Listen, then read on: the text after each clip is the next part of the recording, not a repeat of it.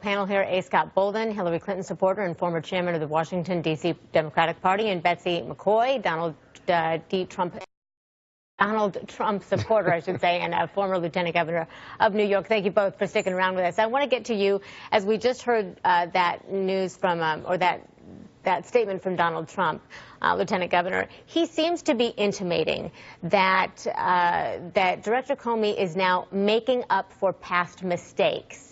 Is that really the message that he wants to send, that the Republicans want to send at this point? Well, I don't think the issue should be James Comey's behavior. He has clearly been presented with new information, and he's doing his best to provide justice. It's indisputable that the president put a lot of pressure on the FBI by declaring before their investigation was complete that Mrs. Clinton was innocent. And of course, I've already discussed the behavior of the Attorney General.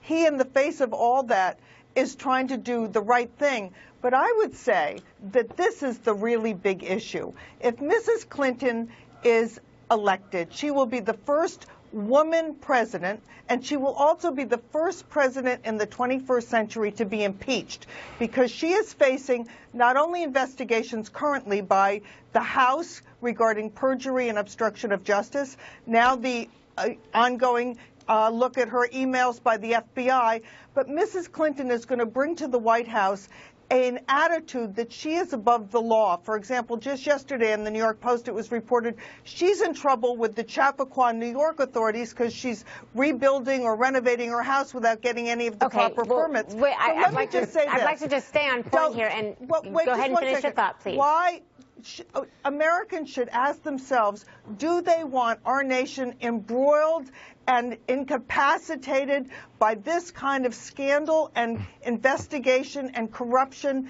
and legal turmoil for 4 years while Mrs. Clinton is in the White House? Just to clarify here, when we talk about what's happening right now, Director Comey wrote in his letter that these are emails that appear pertinent to the investigation. These are emails that are sent and received by Uma Abedin, not by Hillary Clinton herself. So we just need to be very clear about what we're talking about in what has been released since Friday. And also him saying that the FBI cannot yet assess whether or not this material may even be significant. A. Scott Bolden, regardless of whether it is significant, it's out there. What is the damage control strategy for Hillary Clinton now, especially if they do not get any more information as they have demanded from the FBI? Well, we're going to continue to point out how inaccurate and how inappropriately the Republicans and Donald Trump have been using this letter that absolutely says nothing other than they've discovered other emails on another server in a separate investigation. And you've got to do that with Trump supporters and with Donald Trump, because you can see how they have completely politicized the FBI, how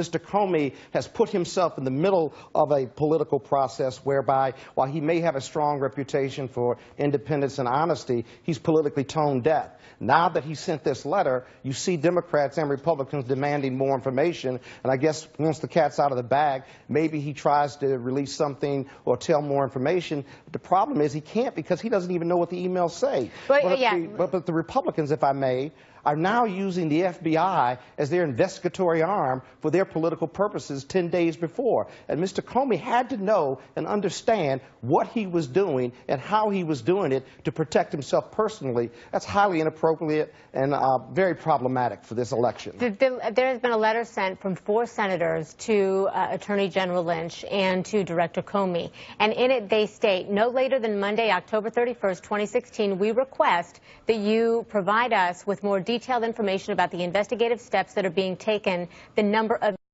emails involved, what's being done to determine how many of the emails are duplicative.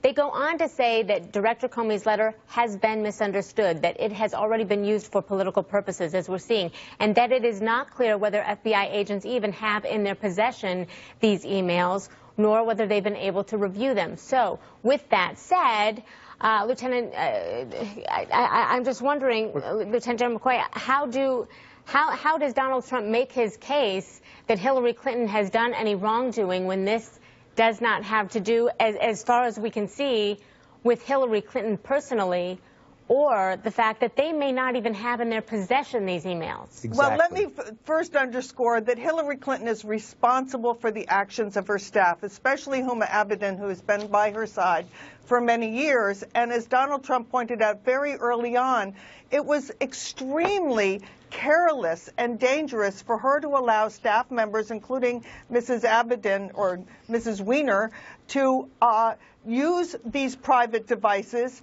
and then fail to provide them to law enforcement and to Congress when asked to, and to allow what could be very confidential, classified government information to fall into the hands of a sexual pervert who can be easily blackmailed. Oh, my goodness This is a very Wienergate could put the nation at risk. I have 10 seconds. I have 10 seconds. I've got to give Mr. Bolden a chance to respond real quickly. Well, Christy, there's a lot to respond to, but the bottom line is this. This server was not even Uma Abedin's server, so Hillary Clinton can't be responsible for that. Look for the senators or the ones who wrote that letter to take some action after Monday, possibly, even putting forth, even having hearings and calling Comey to the front of a Senate committee to even look at this. My goodness, this campaign has gotten even crazier, and that would be a...